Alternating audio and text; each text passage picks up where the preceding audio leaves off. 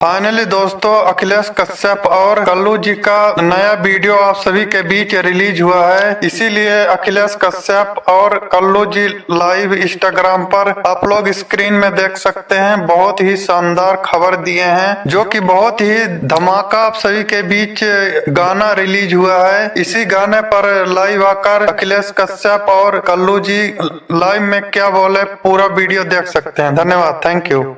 आजकल लगन चलता है तो पूरी दुनिया ट्रेंडिंग में बा।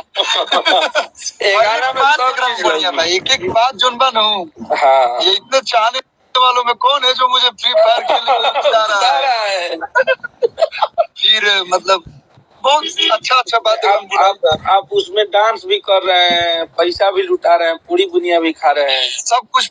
मतलब जो हमने देसी होला गांव देहात में लड़का न्योता करना है, जिन्होंने हमारा मर्दा गोली किया था। बस प्रोग्राम किए हैं तो पूरा टीम कोशिश कैले बा कि बढ़िया गाना आप लोग के, बढ़िया गाना तो लिखला ही बने।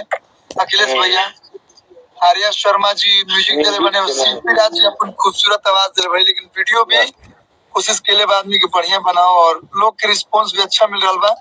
जितना लोग देखा था सब लोग शेयर करी, सब लोग रील बनाई, सब लोग गर्दा करी, रील बना के मेंशन करी जा हमनी के कल्लू भैया ले तू कराई स्टोरी भी लगवाई जा।